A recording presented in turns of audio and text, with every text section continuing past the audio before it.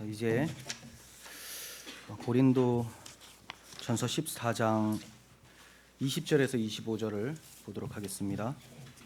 자, 오늘은 방언에 대하여 두 번째 시간입니다.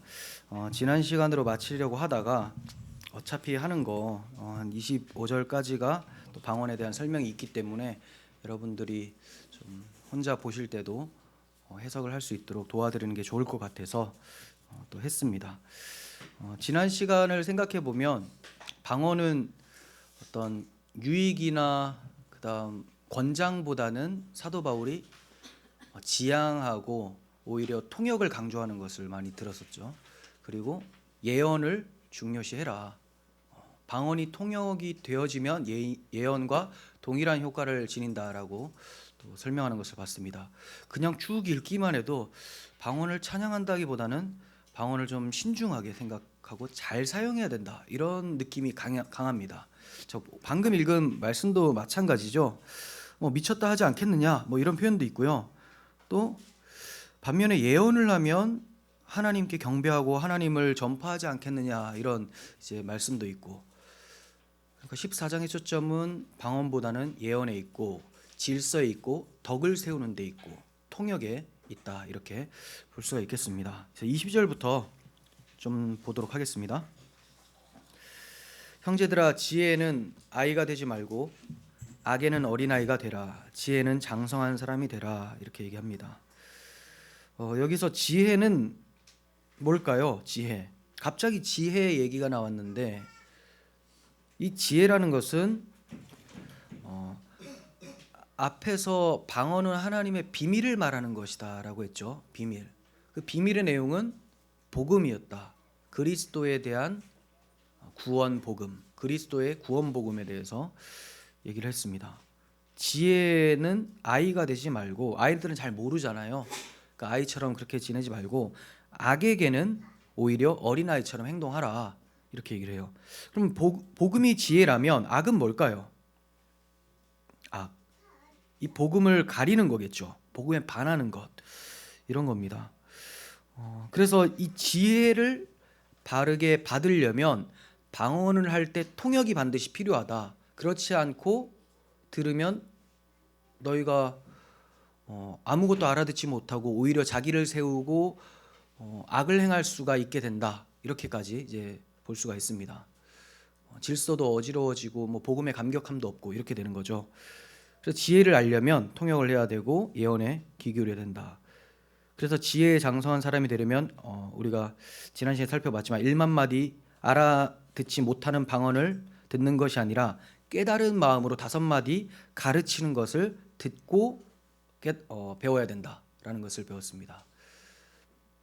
제가 여러분들 앞에서 여기서 방언을 1시간 동안 하는 것과 5분 동안 복음을 잘 설명하는 것과 뭐가 좋겠습니까? 그렇죠? 후자죠. 당연히 후자입니다. 제가 혼자 막 방언을 하나님의 은혜다 하면서 방언을 막 해요. 점점점 이제 나갈 거예요. 혼자 있어. 혼자 막 해. 혼자 하게 되겠죠. 그러면서 나가면서 무슨 소리 하겠습니까? 미쳤나 봐 하겠죠. 여기 다 나와요. 예, 그렇게 돼요. 못 알아들으면 그렇게 됩니다. 그러니까 중요한 건 알아들어야 되고, 알아들으려면 통역이 필요하고, 통역이 없으면 예언을 하면 된다. 그때 당시는 이 직통 계시가 있었어요. 그래서 예언을 바로 듣고 바로 이렇게 선포하고 이렇게 했는데, 지금은 그렇지는 않아요. 그래서 이 당시는 직통 계시를 얘기를 한 건데, 지금은 이 예언이 설교가 됩니다. 설교. 기록된 하나님의 말씀을 잘 설명하는 것. 자, 이게 예언에 해당됩니다. 그리고 이제 바울이 이어서 21절을 말씀하는데, 갑자기 21절을 말씀하신 이유는 악에게는 어린아이가 되라라는 말씀이 20절에 있었잖아요. 악에는 어린아이가 되라. 로마서 16장 19절에서도 선한 데는 지혜롭고 악한 데는 미련하기를 원하노라. 평강의 하나님께서 속히 사탄을 너희 발 아래에 상하게 하시리라. 우리 주 예수의 은혜가 너희에게 있을지어다 라고 합니다. 그러니까 악한 데는 미련하고 멀리하라. 평강의 하나님께서 너희 발 아래 상하게 할 거니까 그때까지 너희들은 그리스도를 붙잡아서 악을 계속 밀어내라 말씀하시고 이어지는 것이 21절이라는 거예요. 자, 악한 데는 지혜로웠던 이스라엘 백성들의 역사를 언급을 하는데요. 이스라엘 백성들이 얼마나 악을 많이 행했습니까? 그래서 너희 조상들 기억나지? 악을 그렇게 많이 행했는데 뭐 너희 조상들은 아니겠네요. 고린도 교회니까. 자, 이스라엘 백성들이 얼마나 악했는데 그걸 내가 설명하면서 그때 하나님의 심판이 어떻게 임했는지 설명해 줄게 하면서 방언을 이어가는 거예요. 방언 설명을. 좀 이해가 됩니까? 말이 좀 어려웠나요? 악한 데는 미련하라. 악한 데는 어린아이처럼 되라. 그렇지 않으면 큰일 난다. 하나님의 심판이 임한다. 하면서 21절을 보시면 율법에 기록된 바 주께서 이르시되 내가 다른 방언을 말하는 자와 다른 입술로 이 백성에게 말할지라도 그들이 여전히 듣지 아니하리라 하였으니. 자, 이거 누구에 대한 얘기냐면 하나님이 선지자를 통해서 계속 말씀을 하셔도 듣지를 않는 이스라엘 백성들의 완고함에 대한 고발입니다. 이사야서 28장을 인용을 한 건데요. 유다와 이스라엘 백성들은 하나님께서 그들을 건져 주실 거다라는 선지자들의 이 선지자를 통한 하나님의 말씀을 들었어요. 들었음에도 불구하고 아수르를 의지합니다. 강대국이었기 때문에 아수르를 의지하고 포도주에 취해서 뭐 종교 지도자들이나 제사장 할 것 없이 너나 할 것 없이 다 그 정신을 못 차리고 선지자들의 말을 우습게 여기고 아수르를 의지하고 이러고 있었어요. 그러니까 그들은 이런 거죠. 술 취한 상태로 야, 네가 선지자냐? 지금 네가 무슨 말을 하는지 난 듣기 싫어 죽겠다. 못 알아듣겠다. 이렇게 얘기를 하는 거예요. 이거를 유진 피터슨이 이제 성경을 의역을 하거든요. 그래서 성경이라고 하기는 좀 그렇지만 의역을 했는데 잘 설명을 해놨어요. 제가 좀 읽어드릴게요. 이 부분을. 이사야 28장의 내용을 좀 와닿게 설명을 했는데 어떤 말씀을 인용했냐면 이런 거예요. 그래, 대체 네가 뭔데 우리를 가르쳐 드느냐? 네가 뭔데 우리에게 어른 행세하느냐?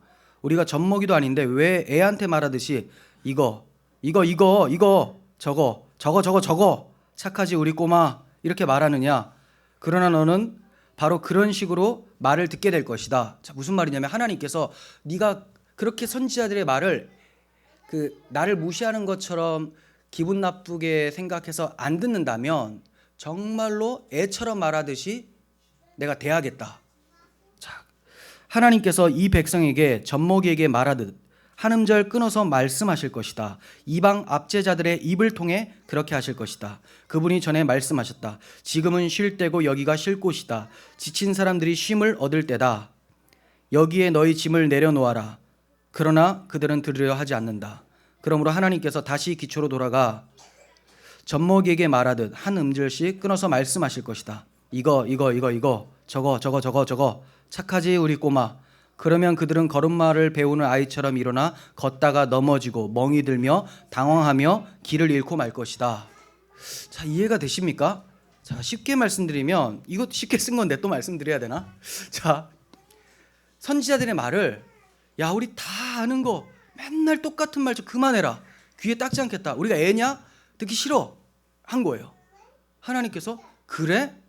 그렇다면 내가 정말 애 다루듯이 한번 해볼까? 한마디씩 똑같은 거 계속 얘기해 줄까? 정말 알아듣도록? 네가 하도 못 알아들으니까 너희가 진짜 듣기 싫어하는 그걸로 한번 해볼게 하면서 이방인들의 입술을 통해서 이거 저거 아이고 우리 꼬마 하면서 교육을 하신다는 거예요. 그걸 듣다 보면 너희들이 놀라서 넘어지고 자빠지고 난리가 날 것이다. 자, 무슨 말이냐? 심판하겠다는 거예요. 너희들이 지금 선지자를 통해서 경고를 안 듣는데 나중에는 바벨론이 쳐들어오고 아수르가 쳐들어오고 해서 박살을 내고 나면 그제서야 아이고 큰일 났다 하게 될 것이다. 자, 그러면 어떤 배경에서 주신 말씀입니까? 하도 말을 안 들으니까 들을 귀를 닫아버리니까 하나님께서 그래, 그러면 내가 회초리로 이방인들을 통해서 한번 말을 해주겠다. 그제서야 너희가 정신이 번쩍 들 거다. 이런 말씀을 방언 설명하는데 지금 인용하고 있다는 거예요. 자, 이게 뭐냐면 이 관점을 가지고 방금 이사야 28장 가지고 22절을 한번 봅니다. 그러므로 방언은 믿는 자들을 위하지 아니하고 믿지 아니하는 자들을 위하는 표적이나 예언은 믿지 아니하는 자들을 위하지 않고 믿는 자들을 위함이니라. 이거 무슨 말씀입니까? 바울이 이스라엘이 믿지 않아서 심판당한 예를 들어서 통역되지 않은 방언은 불신자들에게는 또는 이방인들에게는 믿지 못하게 하는 심판으로 주어진다라는 것을 말씀하는 거죠. 이스라엘 백성들이 이렇게 말을 안 듣다가 하나님의 심판을 받은 것처럼 알아듣지 못하는 말하는 사람 이방인들이잖아요. 이들이 와서 막 말을 하게 되는 거예요. 벽돌 빨리 안 날라 하는데 못 알아듣는, 막 얻어 터지고 막. 자, 통역되지 않은 방언으로 계속 말하면 듣는 사람이 어떻게 돼요? 이방인들이 와서 나한테 뭐라고 하는 것처럼 들린다는 거예요. 심판처럼 다가온다라는 거죠. 한마디로 통역하라는 거죠. 통역 안 하면 심판의 대상이라는 증거가 된다. 이런 겁니다. 자, 그런데 이러한 이제 바울의 화술은 예수님의 비유가 좀 생각나게 해요. 예수님의 비유가 예수님의 해석이 없이는, 성령의 조명이 없이는 외인들에게는 감추어진 것처럼 되죠. 감추어진 것. 하지만 방언도 마찬가지예요. 방언도 통역이 없으면 하나님의 은혜 밖에 있는 외인으로서 심판이 선언되는 것이라고 할 수가 있다는 거예요. 자기들끼리 알아듣는 걸로 하고 못 알아듣는 사람들은 이제 완전히 그 외인이 되는 거죠. 외국인이 되는 거예요. 그래서 22절에서 통역이 없는 방언은 믿지 않는 자들을 향한 표적이 된다라고 바울은 말합니다. 언제 또 믿지 않는 자들을 향한이라고 했습니까? 믿지 않는 자들을 위한 아닙니까? 이렇게 이제 반문할 수도 있겠는데, 그죠? 우리 개역 개정에서는 위한으로 되어 있죠. 위한다고 하니까 마치 그들을 위해서 뭔가 하는 것 같잖아요. 좋은 뜻. 하지만 향한이 맞아요. 향한. 그래서 제가 킴제이스 역을 여러분들에게 실어드렸죠. 제가 이게 좀 색깔 다르게 한 게 잘못했습니다. 이 투댐이 뒤에 투댐이에요. 그죠? But to them that believe not. 그들이 이제 믿지 않는 자들을 향하여서 이렇게 얘기를 하고, 뒤에는 이제 포뎀이라고 나오죠. 믿는 사람들을 위하여. 믿는 사람들은 위하여는 포고, 믿지 않는 자들은 투예요. 투. 그러니까 그들을 향해서 심판을 선포하는 거고, 방언이 믿는 자들에게는 위하는 것이 되는 거죠. 예언은 알아들으니까 위하는 것이 되죠. 복음을 듣고 감격하고 신앙을 세울 수가 있게 되죠. 덕을 세우게 되죠. 그래서 위하는 것. 근데 방언은 못 알아들으니까 그들을 향한 심판이 되어진다는 거예요. 사람들 데려다 놓고 막 방언들을 막 해요. 이 사람도 괴롭죠. 막 와, 우리 못 알아들으라고 일부러 저러나? 이렇게 하는 거죠. 근데 은사주의자들은 이제 지금도 은사, 이런 그 말씀 은사, 계시 은사가 존재한다라고 하는 사람들은 이 통상적으로 22절을 해석할 때 유익하다고, 방언을 하는 것이 유익한 것처럼 해석을 합니다. 그러니까 이런 거예요. 불신자들을 위함, 믿지 않는 자들을 위한 것이다라는 것에 초점을 둬요. 제가 향한이라고 바꾸어 말씀드렸잖아요. 근데 그들은 위한으로 해석을 하고 전도용으로서 방언을 사용해야 된다, 이렇게 보는 거예요. 전도하기 위해서는 방언을 해야 된다. 하나님께서 신기한 기적을 베푸시는데 방언이 그런 종류의 것이라고 이해를 하는 거예요. 그러므로 이들은 방언을 전도 목적으로 사용해야 마땅하다라고 하는데, 방금 제가 해석한 거랑 완전히 반대로 해석을 하죠. 여러분 보실 때 뭐가 맞는 것 같아요?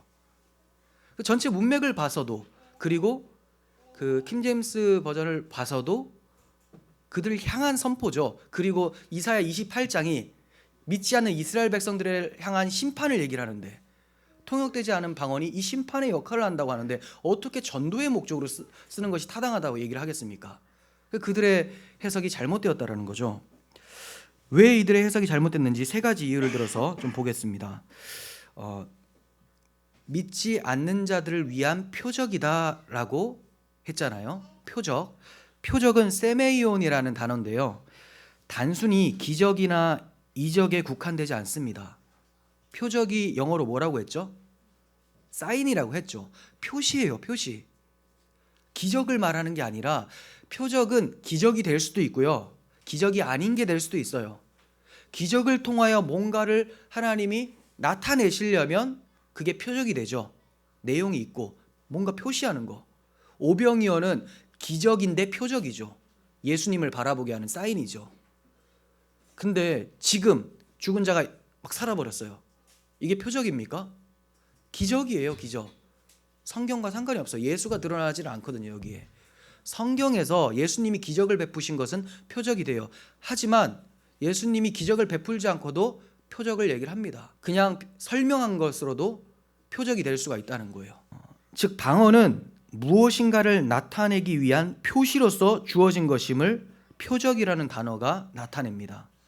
방언은 기적적인 어떤 신비한 현상 때문에 사람들이 놀라는 것이 아니라 방언 자체가 어떤 표시를 담고 있다는 거죠. 내용을 담고 있다. 자, 어떤 표시인지 21절과 연결해서 보면 이해가 쉽게 됩니다. 이스라엘의 불순종에 대한 심판의 표시였죠. 네, 통역되지 않은 방언은 심판에 대한 표시고 통역이 되면 복음에 대한 감사로 하나님께 드리는 것이 되죠. 네, 이런 표적인 거예요. 이처럼 방언은 그 내용인 하나님의 비밀을 전해줘도 믿지 않고 불순종하는 이들에게 보여주시는 심판의 징표가 되는 거예요. 반면에 예언은 뭐가 됩니까? 믿는 자에게 주어진 하나님의 계시죠. 네. 즉 방언은 사람들이 지금 믿지 않고 있다라는 선언을 위한 표적인 거예요. 이해가 되십니까? 그리고 두 번째로 방언을 전도를 위한 표적이라고 주장하는 것에 대해서 이게 무슨 잘못이 있는지 23절 내용을 통해서 보도록 하겠습니다. 그러므로 온 교회가 함께 모여 다 방언으로 말하면 알지 못하는 자들이나 믿지 아니하는 자들이 들어와서 너희를 미쳤다 하지 아니하겠느냐. 그렇죠. 방언이 전도를 위한 것이라면 이게 지금 전도가 되는 겁니까 지금? 전도 때문에 방언을 했는데 저 미쳤나 봐 하고 있어요. 그럼 하다가도 말아야 되겠죠. 완전히 부딪히는 거예요. 지난번에 말씀드렸지만 이 미쳤다라는 표현은 이제 사도행전 2장 13절에 반응하고 굉장히 비슷하죠. 사도행전 2장 13절에 2장에는 오순절에 성령이 임하면서 방언이 터집니다. 그때 다락방에 모였던 120명의 성도들이 방언을 하기 시작했는데 거기에 옆에 있었던 사람들이 자기가 태어난 곳의 언어로 이들이 하나님의 큰 일을 말하는 것을 들어요. 이거 우리나라 말인데 하나님의 큰 일, 즉 예수 그리스도를 통한 구원의 일을 지금 얘기하고 있구나 얘네들이. 내용은 전도 내용이 맞아요. 근데 이들이 알아들으니까 지금 덕이 되죠. 와, 하나님의 큰 일을 말하는 것을 우리가 듣는도다 이렇게 얘기를 해요. 근데 무슨 말인지 통역이 안 됐던 사람들이 있어요. 안 들리던 사람들은 뭐라고 하냐면 쟤네들이 술 먹고 취했나 보다, 세술에 취했다 이렇게 표현해요. 자, 두 가지 반응이 나왔습니다. 알아들으니까 하나님의 큰 일을 말하는 것을 듣는도다 라고 했고, 못 알아들으니까 술 취했다 라고 했어요. 자, 못 알아듣게 하는 통역되지 않은 방언이 전도를 위함입니까? 아니죠. 욕먹는 거예요. 그들을 완전히 배제시키려고 하는 것이죠. 이처럼 공예배에서 믿지 않는 자들이 있을 때 통역이 없이 방언을 하면 그리스도인들이 미쳤다고 결론짓고 그 결과 교회를 떠나서 다시는 돌아오지 않을 것이기에 심판이 되고 말죠. 심판해야 될 사람들이 아닌데 심판을 해버리게 되는 거예요. 방언을 해버리면. 그것 때문에 안 나올 거니까. 정말 그런 사례들이 많습니다.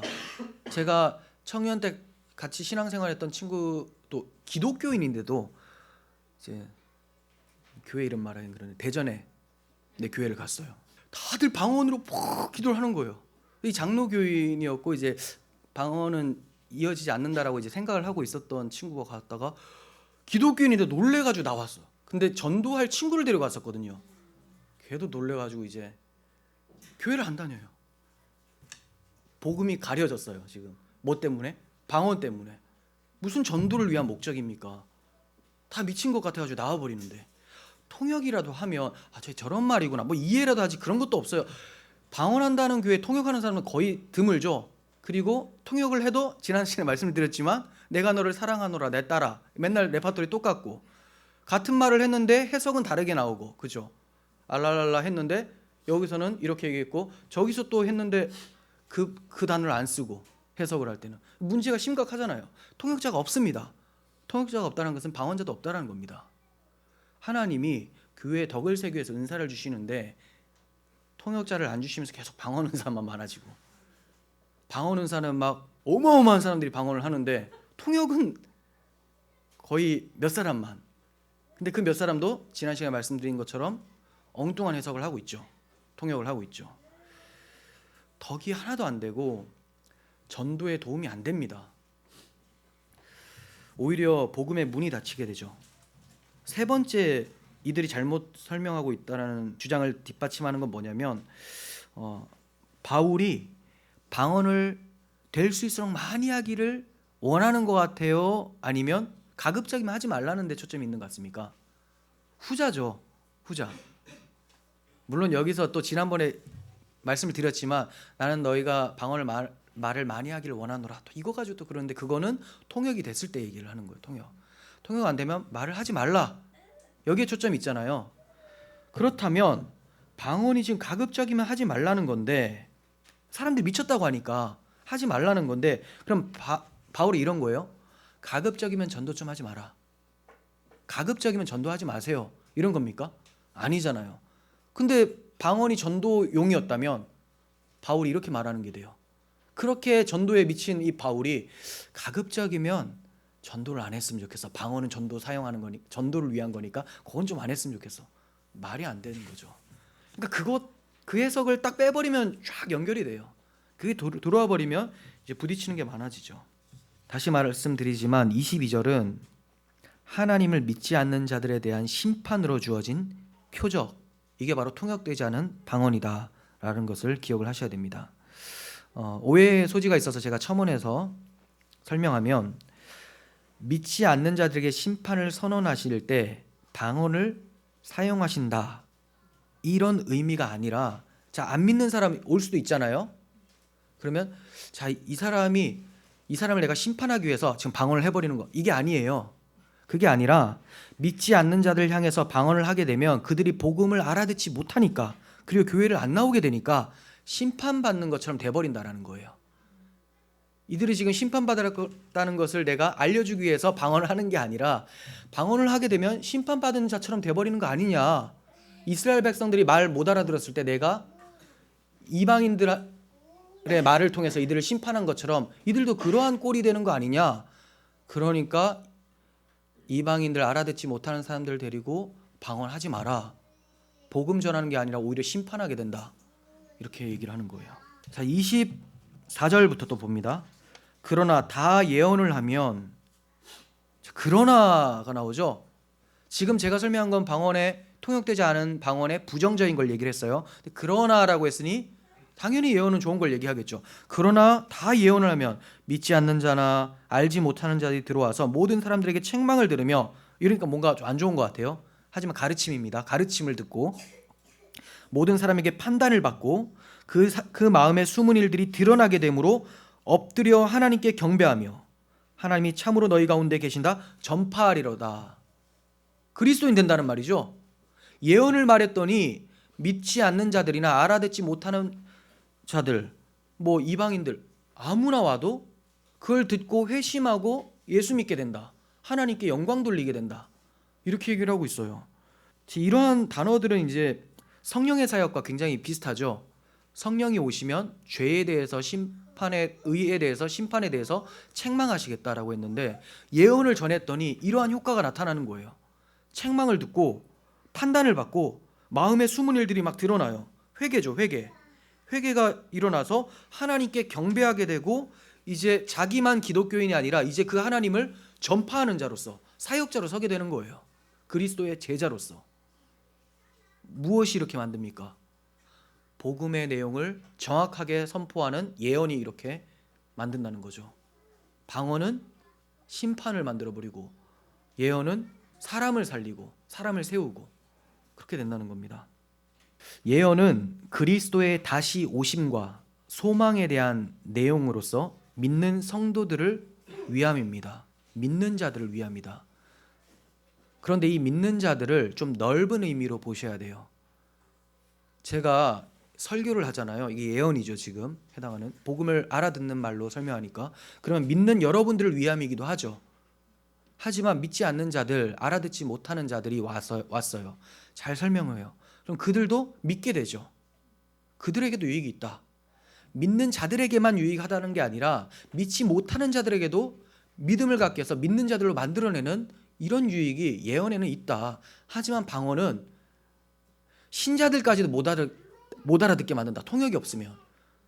불신자들은 왔다가 미쳤다고 간다 하면 되겠느냐, 이렇게 얘기를 하고 있는 거예요. 자, 예언 즉 복음 설교는 믿는 자와 믿지 않는 자 모두에게 유익하다라는 것을 말씀을 드렸어요. 자, 이런 유익이 24절 25절에 있죠. 첫 번째 책망. 책망은 죄에 대한 책망이겠죠. 내 죄에 대한 책망. 그전에는 내가 잘못한지를 몰랐는데 이제 알게 되는 거야. 가르쳐 주는 거예요. 왜? 하나님의 기준이라는 말씀이 있으니까. 그리고 판단. 판단은 분별을 의미한다고 할 수가 있겠어요. 판단, 분별. 의가 무엇인지 악이 무엇인지 분별을 하게 돼요. 판단. 그리고 그 마음의 숨은 일들이 드러나게 된다. 자, 회개하게 되고 거듭나게 된다. 이렇게 해석을 할 수 있을 것 같고요. 엎드려 경배하게 된다. 신자가 되죠. 전도하게 됩니다. 주님의 일들을 사명을 감당하는 자로 서게 됩니다. 이런 유익이 있어요. 우리가 이렇게 25절까지 살펴보면서 얻게 되는 교훈이 있습니다. 교훈. 말씀 은사, 계시 은사는 종결됐다. 아멘이십니까? 그렇죠. 성경을 주셨어요. 계시가 없는 게 아니에요. 기록된 계시가 있어요. 직통 계시가 없어졌다라는 거죠. 한시적으로 주어진 거예요. 한시적으로. 그 당시 성경이 없었기 때문에 완전한 진리를 담아내는 이 기록된 성경이 없기 때문에 직통 계시가 있었다가 구약시는 더 많았죠. 그러다가 점점점 성경이 완성되면서 계속 그치게 됩니다. 성경이 오기까지 필요했었던 거죠. 사도도 종결되죠. 사도직. 지금도 새로운 사도들이 일어나고 있다. 신사도. 이게 신사도예요. 신사도. 신사를 얘기를 하는 게 아니라 새로운 사도. 그리고 선지자. 막 선지자 학교 막 이런 거 있어요. 그럼 뭐 하겠습니까? 맨날 듣는 연습하겠죠. 환청 막 들리고. 성경 연구해야 되는데 그런 거 막 해요. 선지자 종결됩니다. 왜? 사도하고 선지자들은 직접 계시를 받아서 쓰기도 하고 말을 하기도 하거든요. 그래서 이 직분이 종결되는 거예요. 그리고 이들이 했던 예언들, 방언도 계시의 은사죠. 말씀 은사 다 종결됩니다. 은사주의자들의 유혹을 조심해야 됩니다. 그들이 어떻게 유혹을 하고 어떻게 달콤한 말을 하냐면 하나님의 성령을 제한하지 마라. 그 얘기 딱 들으면 내가 지금 성령 모독죄를 하는 거 아닌가. 그들이 제일 많이 하는 게 성령 모독죄. 성령 모독죄는 뭐라고 말씀드렸죠 제가? 그렇죠. 성령이 증거하는 예수 그리스도를 믿지 않는 것. 성령 모독죄죠. 그리고 그 사역들을 방해하는 것. 그 복음을 증거하는 것, 이런 걸 방해하는 거. 근데 자기들이 하는 예언을 안 들으면 그 성령 모독죄라고 하는 거예요. 자, 그러면서 그 당시 구약에서 신약 시대에 하셨던 그 하나님이 지금도 동일하게 우리와 역사하신다. 성령을 제한하지 마라. 여기에 이제 담대하게 제한할 수 있는 사람이 얼마나 드물까요? 그렇죠. 마치 내가 큰 죄를 저지르는 그런 느낌이 들거든요. 이것이야말로 자기 체험을 중요시해서 완성된 성경 계시를 멸시하는 행동입니다. 성령께서 기록해 놓은 이 말씀을 자기의 체험 중심으로 주관적인 느낌으로 제안을 하는 것이죠. 내가 제안하는 게 아니라 당신이 제안하는 거다. 이렇게 얘기를 해주셔야 돼요. 참된 성도들은 지금도 그렇지만 우리 믿음의 조상들 얼마나 많습니까? 기독교인들, 초대 기독교인 지금까지 계속 순교하시면서 믿음을 지켰던 그 신앙인들은 직통 계시 받지 않았어요. 그들은 기록된 성경을 통해서 세상과 타협하지 않고 믿음을 지키면서 순교를 할 수 있었어요. 그 엄청난 능력이 뭘 받아서 온 게 아닙니다. 말씀을 통하여서 깨닫게 되고 기도하는 가운데에 하나님께서 주신 위로를 경험했기 때문에 그들이 이러한 믿음의 능력을 발휘할 수 있었다는 거예요. 뭔가 신비한 거는 말씀이 나에게 적용이 되는 게 신비한 거죠. 그런 신비한 기적들을 날마다 경험할 수 있음에도 불구하고 성경을 안 보고 맨날 꿈꾸려고 하고 자려고 하고 막 들으려고 그런 거 하시지 말라는 겁니다. 하나님께서 우리에게 얼마나 하실 말씀이 많으시면 이 두꺼운 성경을 주셨겠어요. 이것도 안 보면서 이미 주신 말씀도 안 들으면서 계속 뭘 새롭게 들으려고 해요. 그러면서 성경 해석하라고 하면 해석도 못하고 문제가 심각하죠. 골치 아픈 거 다 필요 없고 그냥 나에게 직접 말씀하는 내 느낌을 듣겠다. 이게 바로 교만이고 게으름입니다.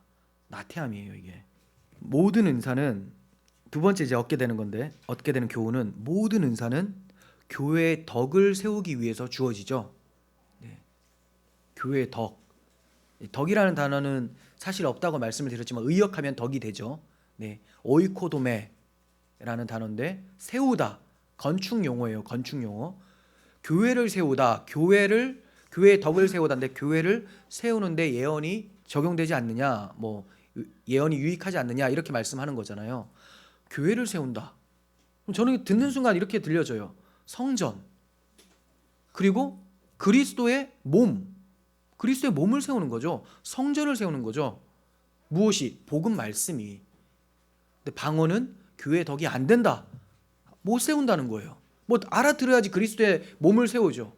그리스도의 몸은 그리스도의 말씀으로 세워져요. 근데 그리스도의 말씀을 모르면 막 이상한 통역되지 않은 말로만 하면 절대로 교회의 덕이 안 됩니다. 교회가 세워질 수가 없다는 겁니다. 에베소서 4장 11절에서 세우다라는 단어가 오이코도메가 또 나오는데 봅니다.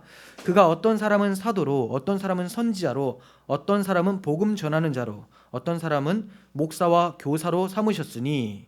자, 직분들이죠.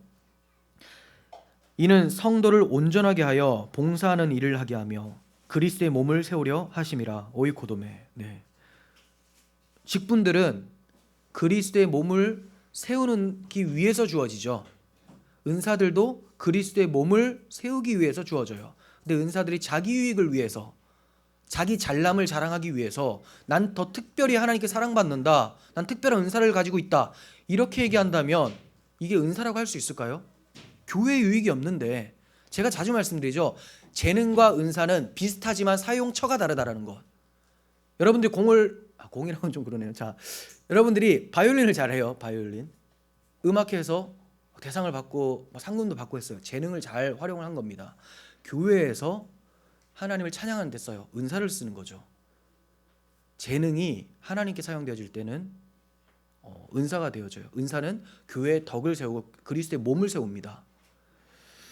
그런데 이 방언 은사를 받았다라는 사람들은 오히려 그 방언 때문에 분란을 일으키는 경우가 많죠. 네. 왜 그러냐? 방언이 아니기 때문에 그렇습니다. 성령께서 주시는 은사가 아니에요. 그게 그냥 일어난 현상이고, 그 심취한 것 때문에 내가 기뻐가지고 내가 느끼는 그 기쁨 때문에 사람들에게 너도 이런 걸 경험해봐야 돼 하다 보니까 그렇게 되는 거죠. 13절 계속 읽습니다. 우리가 다 하나님의 아들을 믿는 것과 아는 일에 하나가 되어 온전한 사람을 이루어 그리스도의 장성한 분량이 충만한 데까지 이르리니, 이는 우리가 이제부터 어린아이가 되지 아니하며 사람의 속임수와 간사한 유혹에 빠져 온갖 교훈의 풍주에 밀려 요동하지 않게 하려 함이라. 네, 이러기 위해서 직분자들이 있는 거고, 직분들이 있는 것이고, 그들의 은사를 사용해서 교회를 세우죠. 그러면 그리스도의 장성한 분량이 충만한 데까지 계속 자라가게 되고, 어린아이와 같이 온갖 교훈의 풍주에 밀려서 요동하지 않게 돼요. 말씀을 잘 알고 본질을 아는 사람들은 나는 방언을 하는데 넌 왜 그러냐 하면 오히려 그를 위해 기도해 주게 되죠. 나는 왜 못하지? 이게 아니라 진짜 큰일 났다, 저 친구 번지수 잘못 잡고 있다, 바른 복음으로 인도해달라고 기도하게 되죠. 물론 제가 뭐 지금 오늘날에 있는 방언이 성경적 방언이 아니다라고 하지만 무조건 나쁘다라고 얘기를 하는 건 아니에요. 지금 굉장히 나쁘게 표현한 것은 습득형 방언, 학습형 방언을 얘기를 한 거예요. 자기가 뭔가를 많이 말을 하고 코카콜라 뭐 할렐루야 많이 해서 혀가 잘 꼬임으로써 자기의 의를 드러내는 거, 이런 건 이제 문제가 심각하죠. 그리고 간혹 어떤 기도를 열심히 하다 심취해서 어디 뭐 황홀경에 빠져가지고 뭐 나오게 되는 경우, 이런 사람들도 자기의 의를 자랑하는 경우도 있어요. 하지만 정말 경건한 사람이 기도하다가 이러한 현상들을 경험하는 경우도 다수가 있습니다. 그렇다고 그 사람의 어떤 신앙이 문제가 있다기보다는 그 사람이 그걸 그냥 경험을 했을 뿐이고, 이 사람이 만약 이거 가지고 자기를 높이거나 한다면 그 사람의 신앙이 이제 표가 나는 거죠. 네. 그러니까 은사는 어떻게 하냐? 성령의 은사 아닙니까? 성령의 열매는 사랑과 희락과 화평과 오래 참음과 자비와 양선과 충성과 온유와 절제잖아요. 그렇죠, 잘했죠? 네, 저 사희화호 자양중온절 이렇게 또 외웠어요. 자, 이렇게 외우시면 돼요. 자, 이런 것들 성령께서 은사를 주셨으면 이게 나타나야 돼요. 근데 안 나타난다. 은사 아닌 거죠. 그리고 나타나더라도 방언은 우리가 그게 아니라는 것을 알았잖아요. 그러니까 그는 나쁜 사람은 아니다 라고 알지만 은사는 아니다, 이렇게 생각을 하시면 되는 거예요. 저도 방언을 이렇게까지 아니다라고 할 정도는 아니었는데 보면 볼수록 성경이 그리로 몰고 가요. 아무리 봐도 문맥이 그렇게 나옵니다. 그래서 여러분들이 뭐 기도하시다가 이런저런 체험할 수 있어요. 네, 그리고 그것 때문에 하나님께 감사할 수도 있습니다. 자, 거기까지예요. 내가 이것 때문에 뭐 이걸로 무슨 덕을 세우겠습니까? 말도 통하지 않는 거 가지고. 그러니까 여러분들이 이해한 복음으로 복음을 잘 모르는 사람들에게 짧게나마 진심으로 전하는 것, 그것이 하나님이 정말 기뻐하는 여러분들의 은사가 되는 것입니다. 이렇게 교회의 덕을 세우는 귀한 복음의 은사가 우리 모두에게 있었으면 좋겠습니다. 네, 기도하겠습니다. 거룩하신 하나님 아버지, 하나님께서 성령을 통하여 은사들을 주시고 교회의 덕을 세우심을 보게 됩니다. 하나님, 저희가 부족하지만 하나님께서 주시는 참된 은사들을 가지고 교회를 건강하게 세워갈 수 있도록 도와주시옵소서. 혹시나 잘못된 것들을 가지고 은사라고 우기지 않고 교회를 혼란스럽게 하지 않도록 도와주시고, 하나님께서 날마다 저희들의 마음을 감찰하여 주시고 기준이 되어 주셔서 사랑으로 행하며 분별하며 행할 수 있는 저희들 되게 도와주시옵소서. 예수님의 이름으로 기도합니다. 아멘.